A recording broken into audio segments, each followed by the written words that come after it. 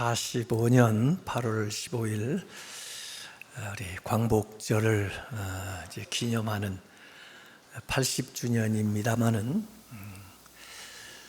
사실은 지금부터 120년 전, 그러니까 1905년 11월 20일에 그 황성신문에 당시 그 신문의 사장이면서 주필이신 그 장지연 선생이 1905년 일사늑약을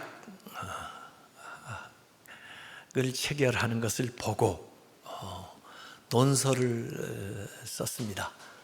그 논설의 제목이 시랴 방성대곡입니다. 오늘 목 놓아 통곡한다, 그런 글이죠. 한번 읽어봤는데 그 당시엔 그래도 한문으로 많이 쓴 것 같아요. 부분 한글이 들어가 있고 또 강조하는 것은 큰 글씨로 써놨습니다. 그래서 제가 큰 글씨 부분을 읽어드리려고 생각을 하고 있는데 그 저간의 상황이 그 논설에 잘 나와 있습니다. 원래 이토 히로부미가 우리 조선 한국에 올 때는 러시아의 그 남하를 견제하기 위해서, 동양 평화를 지키기 위해서 일본과 한국과 중국이 연합을 해야 된다, 뭐 그런 세계 동양 평화론을 제시했기 때문에 우리 조선 사람들이 나가서 열렬하게 이토 히로부미를 맞이해 주기도 했다고 하는 내용이 나옵니다. 그런데 그 사람이 원래부터 또 일본이 그런 계략을 가지고 지행을 했기 때문에 결국에는 일사늑약, 저 학교 다닐 때는 일사조약으로 배웠는데 이건 강제로 강탈한 거니까 늑약인데, 고종 황제로 하여금 서류에 서명을 하게 했는데 결국 고종이 거부하고 또 고종이 주도한 국무회의에서 거부되니까 결국에는 각 개인 국무위원들을 포섭을 해가지고 결국 왕을 배제하고 그 당시에 이제 총리 역할을 하던 참정 대신 한규설, 그리고 외무 대신 박재순이 사인을 해서 결국 맺게 된 게 일사늑약인데, 거기에 대해서 방성대곡하면서 글을 쓴 거죠. 내용의 큰 글씨 부분이 이렇게 나옵니다. 안타깝도다. 저 개되지만 또 못한 이른바 우리 정부의 대신한 자들이 영리에 눈이 멀고 으름장에 겁을 집어먹어 우물쭈물하며 벌벌 떨다가 나라 팔아먹는 도적놈이 되기로 작정한 것이다. 4,000년 살아온 우리 땅과 500년 조선의 종묘사직을 남에게 갖다 바치고 살아있는 2천만 백성을 남의 노예로 몰아넣어 버렸으니 저들 개되지만 또 못한 외무 대신 박재순과 각 대신 놈들을 어떤 말로 꾸짖어야 할지 도무지 알 수 없거니와 명색이 정부의 대표인 참정 대신이라는 자는 그저 반대표 하나 적어냈다고 해서 그럴싸하게 책임을 모면하고 명예를 지키려 했단 말인가. 이런 식으로 나오고, 아하 원통하고 또 분하도다. 노예가 돼버린 우리 2천만 동폐여 살았는가 죽었는가 단군과 기자일에 4,000년 국민정신이 하룻밤 사이에 벼랑간 멸망하고 끊어져 버린단 말인가. 원통하고 또 원통하도다 동포들이여 동포들이여. 이렇게. 사실 원래 황성신문에 게재했는데 바로 폐간시키니까 일주일 만에 그 대한매일신보에도 똑같은 글이 실려서 사람들이 읽도록 했는데, 사실 이 글을 보면서 정신들이 깨어나기 시작해서 항일 투쟁도 하고 또 외국에 가서 우리 한국을 대변하려고 노력을 했더랬는데, 이 일사늑약은 우리나라의 이 외교권을 박탈하면서 나라의 자치권을 잃어버리는 계기가 되게 되었고, 결국 1910년에는 경술 국치가 다가오게 된 거죠. 그래서 이 1905년에 그때만이라도 온 민족이 단합해가지고 깨어서 저항했다면 어떻게 됐을까? 역사는 다시 바꿀 수는 없지만은 그런 생각을 하게 됩니다.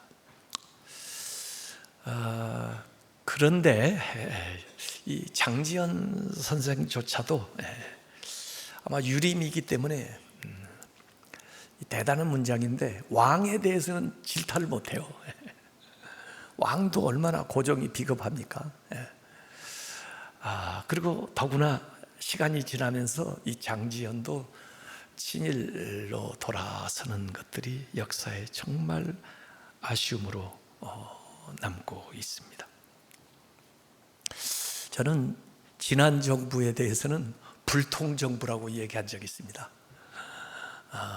무식하고 그리고 미신 이런 것들에 시간을 많이 소비하고, 그런데 저는 현 정부는 무도 정부라고 생각합니다. 입법권 남용, 사법권 남용, 임명권 남용, 사면권 남용, 이런 것들은 독재로 가는 길입니다. 제가 윤리학을 공부한 사람으로서 저는 할 수 있지만 하지 않는 윤리, 그것이 인간의 도리다 이렇게 생각하는데, 오늘날 세상은 할 수 있으면 다 해버립니다. 남용해요, 힘을 가진 자들이. 그래서 비도덕적이죠. 그래서 탐욕적이고 교만하고 독단적으로 흘러갑니다. 경제가 파탄나는 거 신경도 안 씁니다. 정권만 잡고 정적을 제거하는 거에만 모든 국력을 다 쏟고 있는 이런 나라입니다. 사회의 근간이 되는 도덕이 무너지고 경제의 기초가 흔들리고 국가의 안위가 흔들리고 생명권이 위협받는 상황을 개의치 않습니다. 우리가 우리 스스로를 지키지 않으면요, 지금 범죄가 난무하고 자살, 낙태, 동성애, 세계에서 이 에이즈 환자가 급증하는 나라가 대한민국이라는 거 알고 계십니까? 통계도 내지를 않습니다. 전부 의료보험으로 그들을 돌봐줘야 됩니다. 물론 돌봐줘야 되죠. 그런데 나라에서 정책을 바로 세워가면 막을 수 있는 것을 막지를 않습니다. 마약, 불법이 난무한 이런 세상을 우리가 살고 있습니다. 조금만 예민하면 감지하고 경보를 울릴 수 있는데 다 깨어나지를 못하고 있어요. 시리아 방성대국 1905년에 120년 전에 저는 참 그래도 성각자였는데 이분이 이런 생각을 하고 있어요. 지금 기원전 586년에 예루살렘이 바벨론에 의해서 완전히 도성도 무너지고 성전도 불타고, 그걸 보면서 슬픔의 노래를 쓴 게 예레미야 애가입니다. 이것은 선지서가 아니고 이미 예레미야서는 선지서지만은 이건 시문학입니다. 시편 같은 거죠. 시편에도 탄식시가 많이 나오는데 예레미야 애가는 5편으로 되어 있는 탄식시입니다. 그래서 시작을 에카 하고 시작해요. 에카. 히브리어로 슬프다 그 말이에요. 에카. 그런데 참 신기하게도 우리 한국말로도 애가 해도 말이 통해요. 슬픔의 노래. 에카예요. 슬프다 그 말이에요. 슬프다 어찌하여. 이게 그래서 1장 1절에도 에카, 2장 1절에도 에카, 4장 1절에도 에카 이렇게 하고 시작하는 것이 이 애가서요. 아이고 슬프다 이런 거죠. 애통하다. 요새는 그거 잘 못 보는데 저 어렸을 때는 가끔가다 구경거리, 그게 뭐냐면 장례식입니다. 장례식. 관을 메고 사람들이 만장길을 앞세우고 그다음 만가를 부르면서 길을 갑니다. 앞에 그 관을 붙들고 있는 사람은 종을 치면서 딸랑딸랑 치면서 어헤이 어헤이 이제 가면 언제 오나 어헤이 어헤이. 저는 아무 관계도 없는데 그걸 따라서 그 묘까지 따라간 적도 많이 있습니다. 왜? 구경거리라. 사람들이 막 갖다 돈을 길러 주기도 하고 어떻게 그렇게 구슬프게 우는지 말이에요. 식구가 없으면 돈 주고 사가지고 우는 사람들 데려가면서 그렇게 노래를 부르곤 했죠. 슬픈 노래입니다. 그 예레미야한테 하나님이 슬픈 노래를 백성들한테 가르쳐서 부르게 하라고 그래요. 그래서 아마 이 예레미야 예가를 썼나 본데 예레미야서 9장 20절에 그렇게 나왔습니다. 너희 딸들에게 애곡하게 하고 각기 이웃에게 슬픈 노래를 가르치라. 그래가지고 노래를 부릅니다. 유난히 우리 한국 사람들은 슬픈 노래가 많은 것 같아요.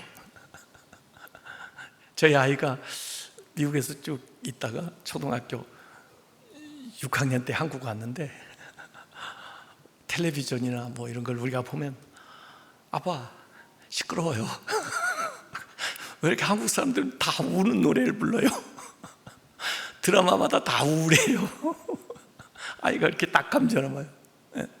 우리 한혜정서 그 창이 그렇고 트로트가 그렇고 가지고 부르는 사람도 그렇고 듣는 사람도 눈물 흘면서 그거 듣고 노래 잘 부른다 그리고 아이고 시원하다 그리고 카타르시스를 그렇게 하는데 세계 사람들이 다 그런지 요새 K-팝이 K-드라마가 세상을 그렇게 놀래키는데 하여간 슬픈 노래고 슬픈 드라마입니다. 그래서 개인의 슬픔이 아니라 이건 예루살렘 성이 무너진 공동체의 탄식시가 나오는데 사실은 절기에 5장을 다 부르도록 했습니다. 그래서 그들의 금식일 아부월 9일 금식일에 모였을 때 이 노래를 부릅니다. 룻기도 부르는 날이 있었고 에스더도 부르는 날이 있어요. 그런데 이 슬픔의 노래를 그 금식일에 모여서 과거의 성전이 무너졌던 예루살렘 성이 무너졌던 것을 상기하면서 금식하면서 이 노래를 불렀죠. 그래서 오경처럼 5장으로 돼 있는데 1장, 2장, 4장, 5장이 22절로 똑같이 22절로 만들어 있습니다. 이거 시라고 그랬죠. 시는요 음률을 알아야 돼요. 아까 슬프다 그렇게 하고 시작하는데 왜 22절이냐면 히브리어가 알파벳이 22개이기 때문에 가, 나, 다, 라, 마, 바스 이렇게 나오듯이 거기도 알렙, 베트, 기멜, 달렛, 해, 바브, 자인 뭐 이렇게 마지막에 타브 이렇게 해서 22절이니까 알파벳이 22개니까 22절로 이렇게 이것을 알파벳 C라고 그래요. 예. 아크로스틱 양식 이렇게 좀 유식한 말로 아크로스틱 이렇게 얘기하는 겁니다. 그럼 왜 3장은 66절이냐? 22의 3배수죠. 그래서 각 알파벳별로 3절씩 만들었습니다. 이건 3장은 그래서 66절이 되는 거예요. 그래서 음률이 정확한 시예요. 그래서 노래 부르기도 좋고 기억하기도 좋고 그렇게 돼 있는데 그 노래는 예루살렘이 그렇게 대난했는데 우리의 자랑이었는데 인적이 끊긴 도성이 됐고 조롱받는 조성이 됐고 버림받는 도성이 됐구나. 부인들은 과부가 되고 공주들이 다 종이 되고 친구가 원수가 되고 자식들은 과가 되었구나. 맛있는 음식을 먹었는데 이제 먹을 거 없어서 심지어 자식을 잡아먹어야 되고 자주색 옷을 입고 있었는데 거름더미를 뒤집어 쓰고 왕관을 쓰고 있었는데 멍에를 메었구나. 이런 얘기. 기쁨이 슬픔이 되고 춤이 노역이 되고 면류관이 숲보다 더 검은 것이 되었구나.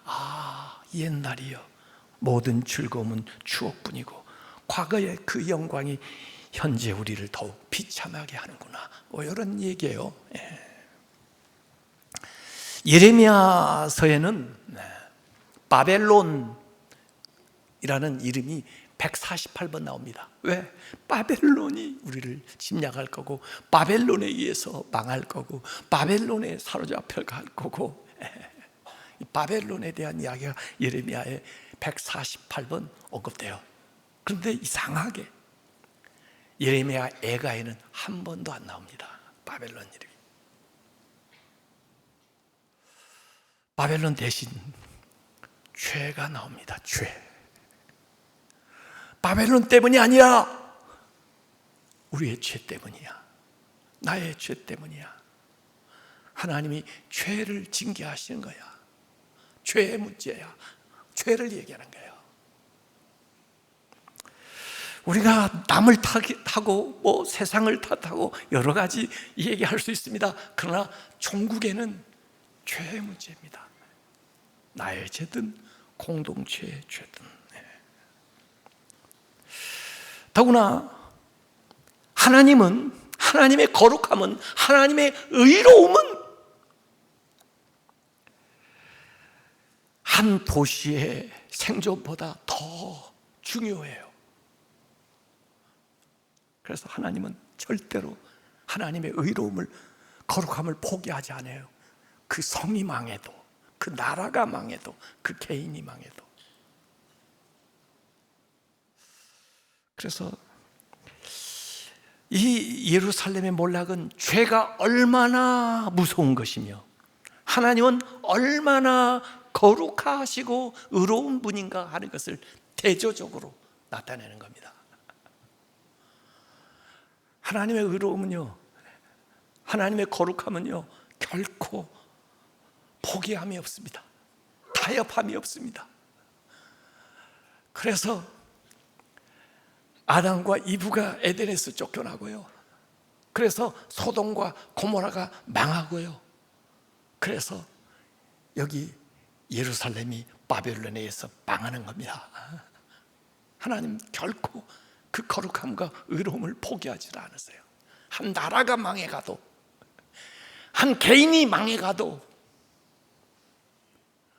심지어 그 하나님의 의와 거룩함을 세우기 위해서 하나님의 아들 예수 그리스도를 십자가에 죽을 때까지도 죽이심으로 하나님의 거룩함과 의로움을 절대로 포기하거나 타협하지 않는 하나님이십니다. 내가 죽죠. 내가 죽습니다. 우리가 죽습니다. 하나님의 거룩함과 의로움 앞에 죄는 멸망당할 만큼 나쁘고 하나님은 그만큼 의로우시다 하는 것을 이 에가서는 분명히 가르쳐줘요. 그래서 에가는 망가진 세상과 거룩한 하나님을 계속해서 우리에게 상기시켜 주는 기념물입니다. 예레미야 에가 1장 18절에 여호와는 의로우시도다. 그들의 멸망을 보고도 여호와는 의로우시도다. 지옥이 있는 이유도 여호와는 의로우시도다. 그러나 내가 그의 명령을 거역하였도다. 당할 것은 당연하죠. 그래서 울어야 됩니다. 애도하는 과정이 있어야 됩니다.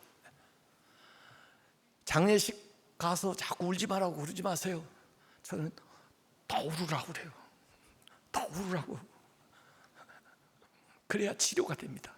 안 울고 있으면요 치유가 안 돼요. 참혹한 역사를 망각하면 그 역사가 반복됩니다. 그러니까 우리가 광복절을 기념하는 거 아니에요. 6.25를 기념하는 거 아니에요. 그 기억이 밝은 미래를 약속합니다. 그래서 1장에 에카 슬프다 이 성이여, 전에는 사람들이 많더니 이제는 어찌 그리 적막하게 되었는고. 열국 중에 크던 자가 과부가 되고 열방의 공주가 강제 노역자가 되고 지도자들이 다 포로로 사로잡혀 갔도다. 그러면서 12절에 너에게 관계가 없니? 너는 관계가 없어. 내가 지금 느끼는 나의 고통 같은 고통이 너에게는 없는가 하고 물어보는 거예요. 2장에는 에카 슬프다, 주께서 어찌 그리 진노하사 딸 시온을 구름으로 덮으셨는가. 구름으로 딱 덮어가지고 아래서 아무리 아우성치고 기도를 해도 그 구름을 뚫고 하나님께 올라가지를 못해요. 그래서 다시 떨어져요. 내 마음을 주의 얼굴 앞에 물 쏟듯 할지어다. 3장이 중심장이에요. 사실은 가운데. 그래서 66절인데 여호와의 분노의 매로, 바벨론이 하나님의 매예요. 분노의 매, 쉐베트, 매로 우리를 훈육하는 거예요. 회초리, 막대기. 그래서 1장 20절까지는 아주 절망적인 이야기. 그리고 오늘 읽은 대목은 그나마 희망적인 말씀, 소망적인 말씀으로 이렇게 전환되어 가는 것이 오늘 읽은 본문 말씀이에요. 그래서 21절에 내가 이 지난 모든 것, 아픈 것, 괴로운 것을 내 마음에 담아두었더니, 애곡했더니까 그것이 오히려 나의 소망이 되었다. 애곡하면 소망으로 갈 수 있는 길이 열립니다. 그래서 애곡과 소망 사이에는 믿음의 다리가 있어요. 애곡하면서 하나님의 말씀을 상기하면서 그 말씀을 붙들고 믿으면 이 애곡이, 애통이 소망으로 갑니다. 소망으로 건너가요. 그 믿음의 다리를 건너서. 그래서 애통하는 겁니다. 그래서 우리가 애통할 때 우리를 이 강에서 건네주는 것은 믿음입니다. 하나님의 말씀입니다. 그래서 소망으로 나아가는 거죠. 그래서 3장 22절에 여호와의 인자와 긍휼이 무궁하심으로, 무궁화는 계속해서 피는 꽃 아니에요. 무궁하심으로 우리가 진멸되지 아니함이니이다. 여호와의 인자와 긍휼, 헤세드. 고통은 끝이 있습니다. 그러나 여호와의 긍휼하심은 끝이 없습니다. God is good, always. 제 아들 아이하고 저하고 항상 이렇게 카톡을 하는데 아이가 항상 저한테 쓰는 단어가 두 가지 있습니다. God's favor, 하나님의 호의예요. God's favor. 그리고 또 한 번은 He's good, 하나님은 선하세요. Always. 세상 모든 것은 다 끝납니다. 그러나 주님의 긍휼하심은 끝이 없습니다. 얘가 3장 23절에 이 하나님의 긍휼하심, 인자하심이 아침마다 새로우니, 아침마다 새로워요. 하나님의 긍휼하심과 인자하심은 담이 없습니다. 약해지지 않습니다. 없어지지 않습니다.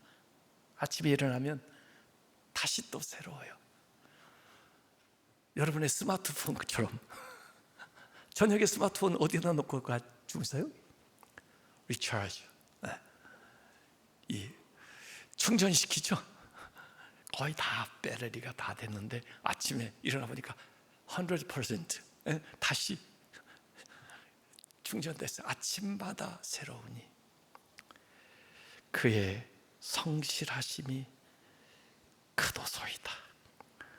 주의 인자는 끝이 없고 그의 자비는 무궁하며 아침마다 새롭고 늘 새로우니 주의 성실이 금이라. 성실하신 주님.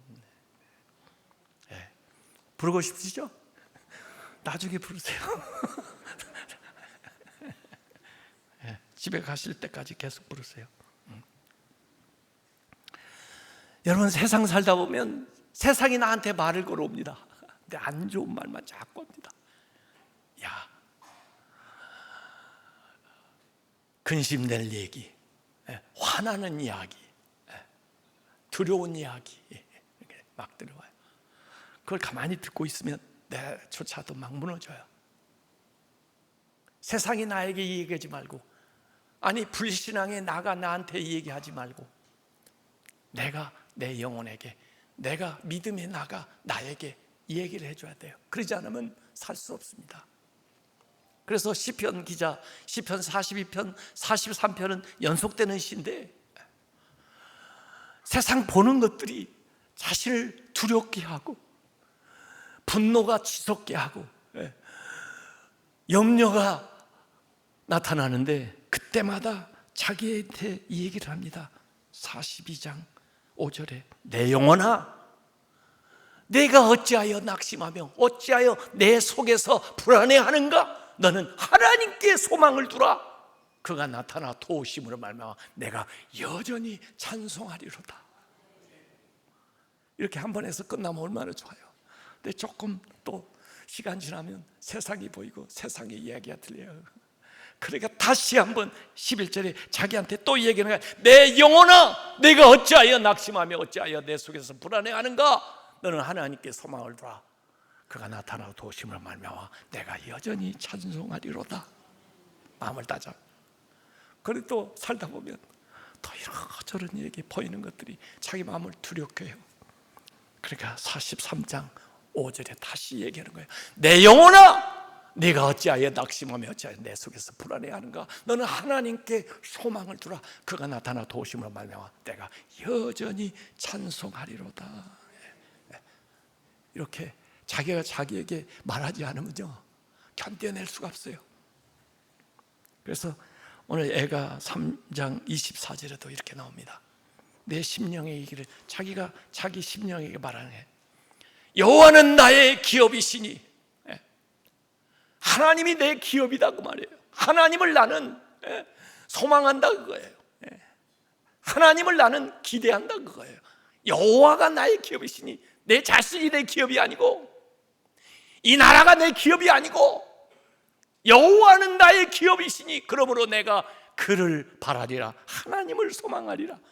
하나님은 절대로 우리를 실망시키는 법이 없고, 하나님은 성실하시기 때문에, 그래서 하나님을 바라면서 기다리는 거예요. 여러분, 이 예레미야 애가의 말씀은요, 예레미야서에서 333 참 중요합니다. 예레미야 33장 3절, 너는 내게 부르짖으라. 내가 너에게 응답하겠고 네가 알지 못하던 크고 비밀한 일을 너에게 보이리라. 그 말씀인데, 애가도 333이 중요해요.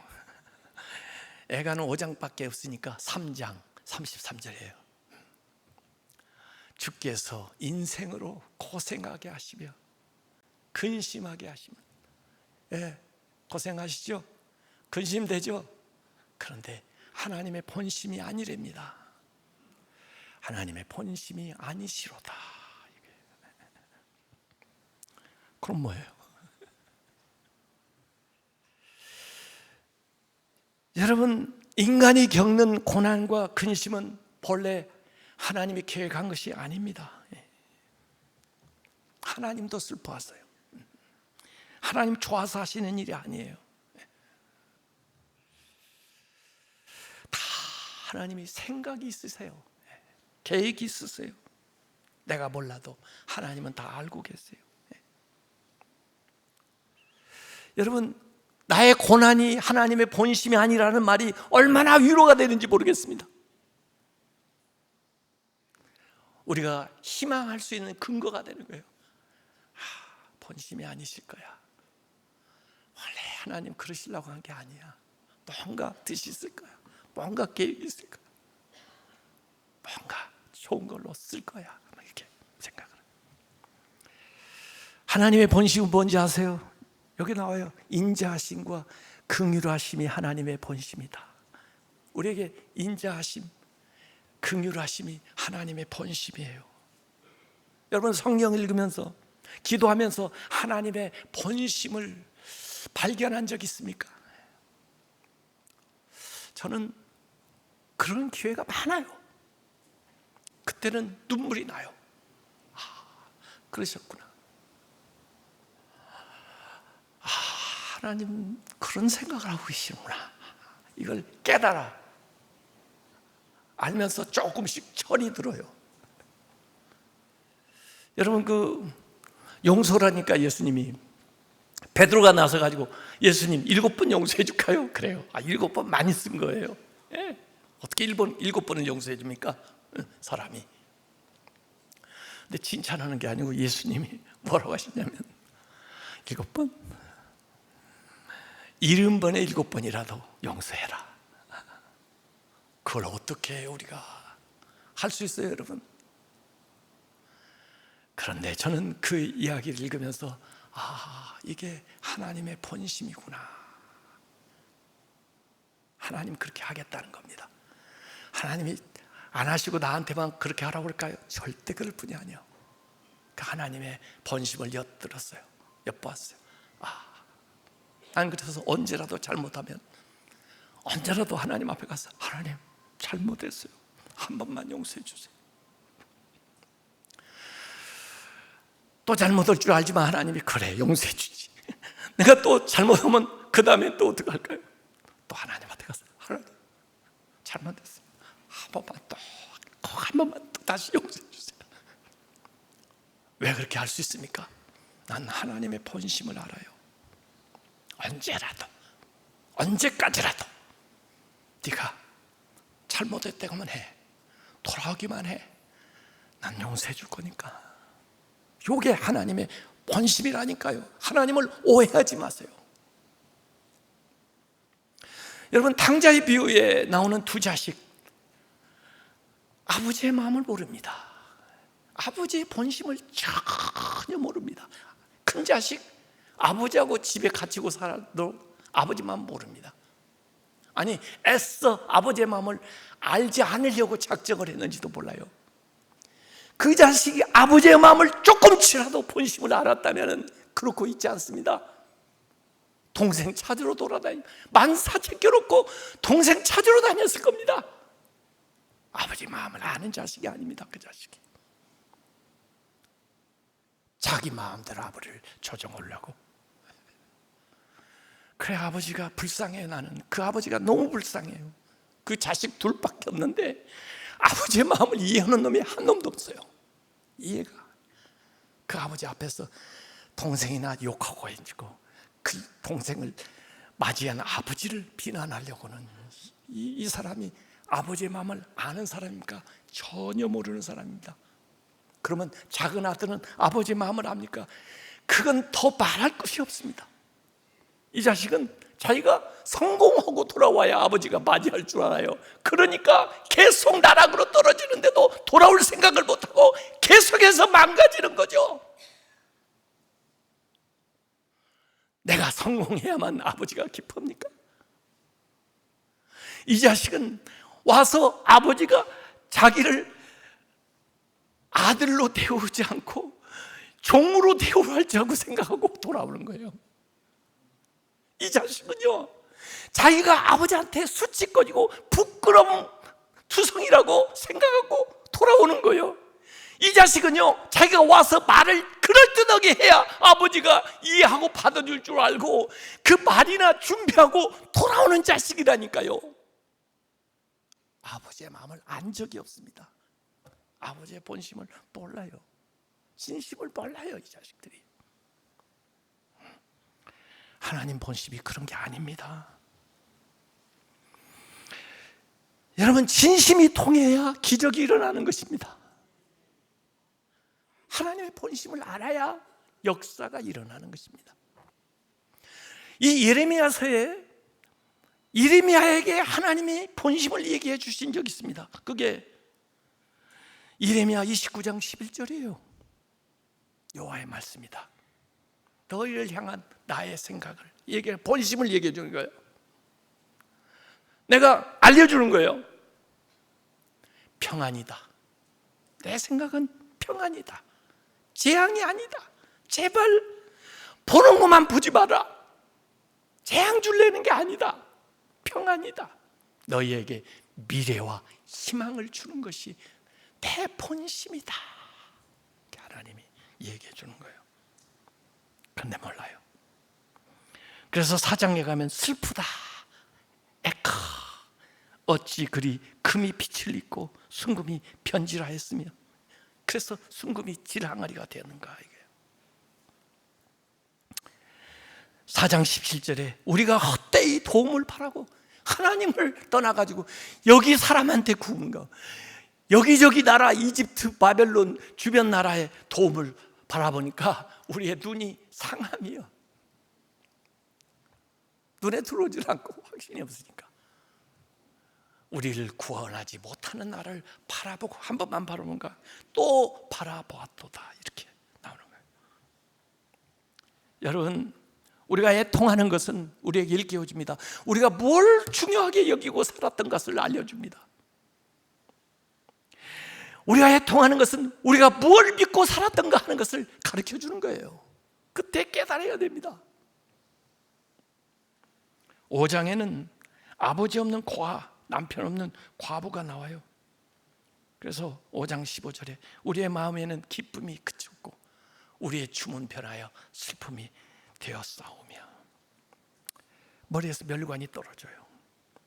그런데 1장에서 그렇게 탄식으로 시작해서 점점 5장으로 가면요, 마지막으로 기도로 나아가요. 이제 탄식하다가 애통하다가 신세 한탄하다가 그 다음에 기도로 나가요.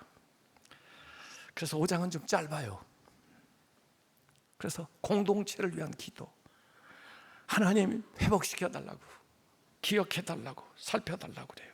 그래서 5장 21절에 여호와여 우리를 주께로 돌이키소서.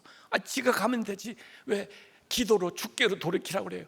우리는요 하나님께 스스로 가지를 못해요. 하나님이 우리를 회개시켜야 회개가 되는 거예요. 우리를 주께로 돌이키소서. 그리하시면 우리가 주께로 돌아가겠사오니 우리의 날들, 우리의 세월을 다시 새롭게 하사 옛적의 이전의 영광 예루살렘 옛적 같게 하옵소서. 이렇게 기도하는 겁니다. 여러분, 우리가 어려울 때는요 분노하거나 남을 탓하거나 두려워하거나 무관심한다고 지나가는 게 아니에요. 애통해야 됩니다. 울어야 돼요. 니콜라스 월드스토프라고 하는 사람은 그런 얘기했습니다. 나는 눈물을 통해 세상을 볼 것이다. 그런 마른 눈으로는 볼 수 없던 것들을 보게 되리라 그랬어요. 그래서 예수님도 마태복음 5장 4절에 애통하는 자는 복이 있나니 그들 위로를 받을 것이라 했어요. 자, 예레미야서와 예레미야 예가서를 마무리하면서 세 가지 중요한 얘기를 하겠습니다. 하나는 죄는 엄연한 현실이다. 우리의 모든 문제는요, 죄입니다. 죄에서부터 나라의 문제도, 가정의 문제도, 개인의 문제도 죄입니다. 죄의 근원이에요. 아담 이브가 왜 낙원을 잊어버렸을까요? 죄. 왜 이스라엘이 멸망했나요? 예루살렘이 왜 망하나요? 죄. 구조적이든 집단적이든 개인이든 죄의 문제는 하나님 앞에 회개해서 해결하지 않고서는 반드시 그 죄가 나를 찾아오고, 그 죄가 반드시 그 나라를 찾아가고, 그 죄가 반드시 그 정권을 찾아가서 심판할 것입니다.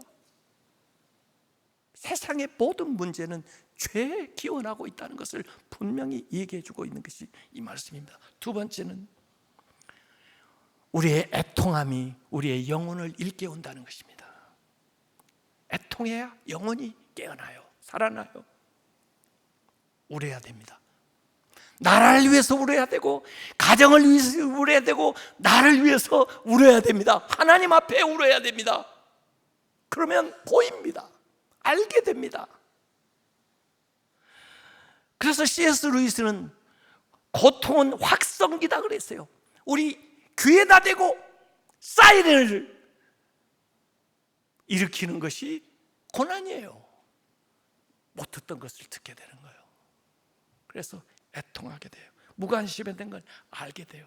남을 향하여 분노하고 판단하던 것을 깨닫게 되는 거예요. 하나님의 마음을 느끼게 되는 거예요. 애통이요. 그 다음에 마지막으로 하나님은 성실하시다. 하나님은 성실하시다. 여러분, 아침에 해가 뜰지 안 뜰지 의심하신 적 있습니까?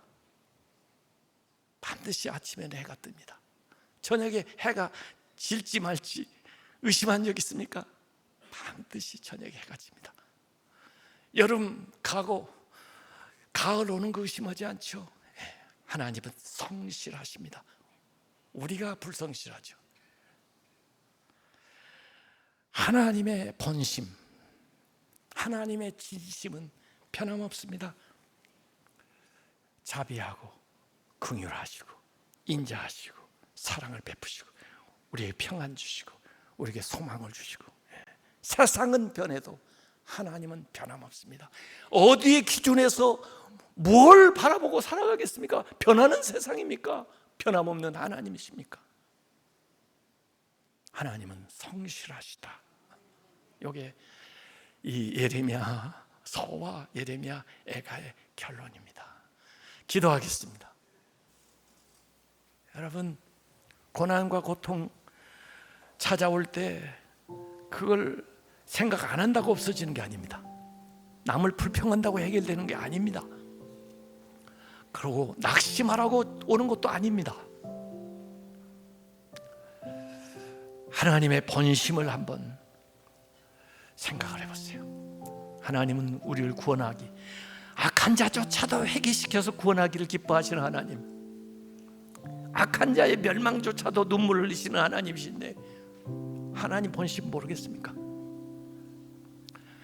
이 시간 조용한 가운데 여러분 자신을 살피면서, 가정을 살피면서, 이 나라, 이 민족, 특별히 우리 교회들 정말 하나님의 진심에서 많이 떠났습니다.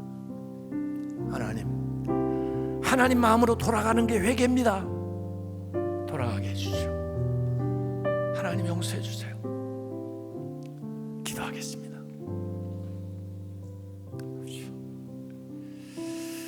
주여, 땅에 가정과 삶의 하나님, 우리 마음에 통하고 이 나라를 하나님 살려주시고 이 민족을 하나님 다시 살려주시고 인도하여 주시옵소서.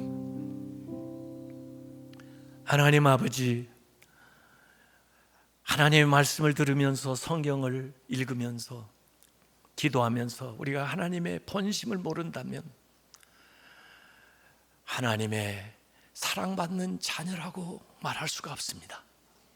하나님, 우리가 세상의 많은 이런 일들 가운데서 하나님의 마음을 살피고 주님의 마음으로 진심으로 돌아올 수 있는 저희들이 될 수 있도록 인도하여 주시옵소서. 특별히 한국 교회가 하나님의 마음을 이해하고 그 하나님의 마음으로 세상을 품고 나아갈 수 있도록 인도하여 주시옵소서. 새로 들어선 정부도 하나님을 두려워하고 정말 역사에 좋게 기록될 수 있는 그런 정권이 될 수 있도록 하나님께서 저들을 이끌어 주시옵소서. 예수님의 이름으로 기도하옵나이다. 아멘.